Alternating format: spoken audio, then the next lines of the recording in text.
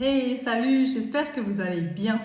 Aujourd'hui, j'ai envie de vous parler de ma routine, ma routine bien-être, ma routine mindset, ma routine euh, pour suivre le dévouement, l'engagement que je fais à moi-même pour devenir cette personne que je souhaite devenir, que je suis à l'intérieur et que je souhaite ouvrir, m'épanouir constamment.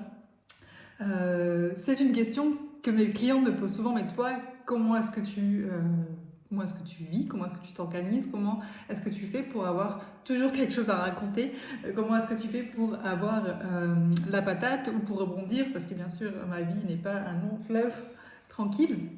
Euh, voilà. Et c'est une vidéo que je voulais faire il y a quelques semaines où j'ai été boire un café avec une cliente à moi qui a fini le programme depuis une année. Une année. Ouais, une année. Et on est allé boire un café et on a parlé de ça. Et je me suis dit, tiens, il faudrait que je fasse une vidéo, puis je ne l'ai pas fait.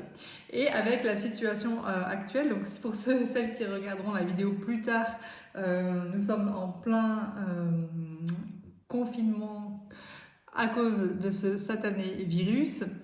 Et donc, je me dis que peut-être ça peut vous aider en ce moment. Donc, c'est une bonne chose de faire cette vidéo pour vous, à mon sens, maintenant.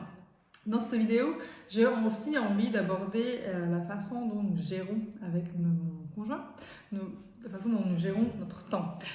Parce que nous sommes les deux à la maison, nous sommes les deux à travailler sur nos projets, nous sommes les deux dans cette optique de devenir la meilleure version de nous-mêmes. Et pendant cette période de confinement, je sais que beaucoup de couples sont amenés à travailler en même temps à la maison avec les enfants. Donc voilà, avec joie pour vous partager tout ça. Avant de commencer, si vous ne me connaissez pas, je m'appelle Floriane Letulle, fondatrice et initiatrice du mouvement Start the Show. J'accompagne les femmes surtout à concrétiser leurs projets les plus fous, pro et perso, à devenir la meilleure version d'elle-même. Donc, ma routine. Comment est-ce que je vais commencer ça? Ma routine, elle est assez stricte et en même temps, en fait, il y a un cadre. Et dans ce cadre qu'on a posé, il y a une certaine flexibilité où avec mon conjoint, on s'est dit qu'en tout cas, une fois par semaine, on fait le point et parfois plus. Savoir est-ce que cette semaine tu as besoin de plus de temps? Comment est-ce que ça va pour toi? Est-ce que la routine là qu'on a mis en place depuis plusieurs semaines, est-ce que ça fonctionne? Est-ce que tu as besoin de changer? Donc euh, essentiel pour que le couple aille bien, c'est de communiquer. J'ai entendu il y a quelques jours qu'ils s'attendent à ce qu'il y ait un nombre accru de divorces après cette période de confinement. Et non, j'espère pas. Communication. Poser cette règle en famille, avec vos enfants s'ils sont à l'âge de comprendre, en couple, d'exprimer, faire le point, surtout là on est au début, comment est-ce que ça s'est passé aujourd'hui, qu'est-ce que vous avez aimé, qu'est-ce que vous aimeriez faire différemment, qu'est-ce qu'on peut changer, communiquer pour éviter les tensions. On n'est qu'au début de ce confinement et hein, comme pour tout, quand on débute, ça peut être dur, mais en même temps, il y a un certain enthousiasme, c'est nouveau, allez, on y va, on joue le jeu. Et puis, alors que les jours vont passer, les semaines vont passer, il peut y avoir un énervement, un agacement qui se fait. Et je m'attends, pas que je veux lancer des sorts, mais je m'attends à ce que dans 2-3 semaines, il commence à y avoir des tensions chez les gens dans les foyers. Donc, n'hésitez pas à mettre en place tout de suite ce que je suis en train de vous dire, si ça vous parle. Ça évitera justement d'arriver dans 2-3 semaines à cet état d'énervement où on va commencer à accuser l'un, accuser l'autre, parce qu'on ne pourra plus, on aura juste envie de craquer, surtout si on est enfermé à l'intérieur, qu'on n'a pas accès à un jardin, ou comme nous, chez nous, on a les rues qui sont vides, donc on se promène un petit peu avec notre fils. Euh, Mais voilà, donc surtout si vous n'avez pas la possibilité de mettre le nez dehors, l'état d'énervement risque d'arriver beaucoup plus vite. Finalement, je me dis, tiens, il va déjà 5 minutes de la vidéo, est-ce que c'est pas juste ça le message aujourd'hui, de communiquer entre vous. Donc nous, comment est-ce qu'on s'organise? on fait tout simplement, on divise la journée en 2 ou en 3. Donc le matin, on déjeune en général tous ensemble. Ensuite, cette semaine par exemple, moi j'ai dit à mon mari, bon, si ça ne te dérange pas, je prends le matin. En fait, on a commencé comme ça, puis ça allait bien. Donc il m'a dit ok.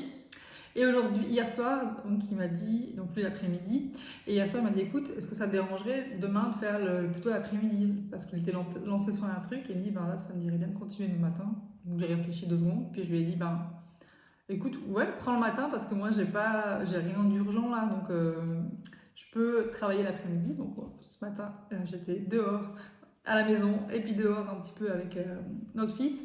Et puis notre fils, Elliot, s'est endormi dans la poussette. Donc mon mari a pris le relais, il a continué à marcher autour de chez nous. Pendant que moi je suis là, maintenant je suis venue travailler. Donc discussion, et pas donc cadre, mais rester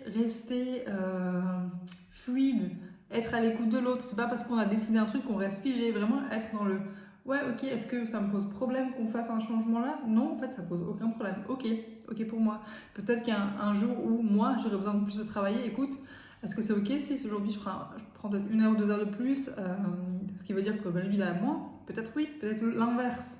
Donc poser un cadre comme ça permet de sécuriser, on sait où on va, et ensuite communiquer autour de ça, communiquer dans le cadre. Et les enfants se font très très vite. Moi je vois Elliot, c'est tout de suite quand on lui dit, ah bah aujourd'hui, ce matin c'est avec maman, ok avec maman. Et puis il sait que l'après-midi ça va être avec papa. Et il se réjouit des 2 moments d'ailleurs parce qu'on est différents, on fait des choses différentes avec lui. Donc ouais, communiquer.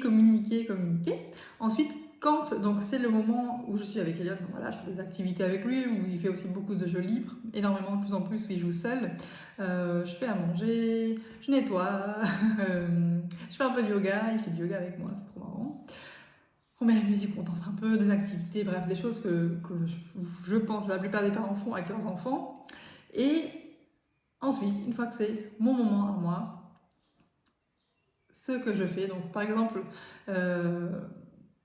les journées où c'est moi qui démarre, donc le matin, je fais du sport, 20 minutes environ, ensuite je lis quelque chose d'inspirant, ou je regarde une vidéo, mais en général je lis quelque chose d'inspirant pendant environ 20 minutes. Ensuite, je médite pendant environ 20 minutes. Et ensuite, je m'attelle à mon journaling et à quelque chose qui me tient à cœur ce jour-là, que je veux réaliser dans mon business. Et en général, donc j'ai 4 heures à disposition. Mon mari a aussi 4 heures. Un petit peu moins, un petit peu plus, les deux suivants. Voilà, on est voilà, assez fluide, comme je disais, dans le cadre. Et donc là, aujourd'hui, où j'ai pas commencé à travailler le matin, j'ai considéré que j'avais déjà fait mon sport parce que je marchais partout avec mon fils. Donc quand je suis rentrée, j'ai mangé pour mon repas de midi. Ensuite, j'ai lu pendant environ 20 minutes. Ça me permet vraiment de me poser, de me calmer. Et ensuite, donc j'enchaîne avec une méditation qui fait que pareil, j'arrive à rentrer très vite dans la méditation parce que je me suis posée avec la lecture. Ensuite, je m'habille, je mets un peu de maquillage. J'ai retrouvé mes boucles d'oreilles que j'avais achetées en Angleterre. Je ne les avais pas encore portées, j'ai mis une petite robe. Vraiment pour la volonté de me dire, voilà, je suis en mode travail, donc je change d'outfit et ça me fait énormément de bien. Donc qu'est-ce qui fait que j'arrive à avoir ce mindset? C'est exactement ça, c'est que je prends soin de moi. Avant de m'atteler à ma to-do list, je n'ai pas de to-do list, mais à tout ce que j'aimerais faire, parce que j'ai quand même plein de choses, projets en cours, je prends soin de moi. Je fais du sport, je lis quelque chose qui va me nourrir, je médite. Ensuite, une fois que je me suis donné, je peux donner aux autres. Et donc ça, c'est quelque chose que je fais même en dehors de la crise virus. C'est une habitude que j'ai depuis des mois. Et donc ensuite, j'enchaîne avec du journaling qui peut durer 1 heure, des fois plus, des fois souvent moins maintenant, mais des fois plus, suivant où j'en suis, si j'ai un projet que je dois développer, que j'ai envie de rentrer plus dans une énergie. je vais prendre le temps qu'il faut. C'est la priorité, c'est toujours le journaling parce que c'est ça qui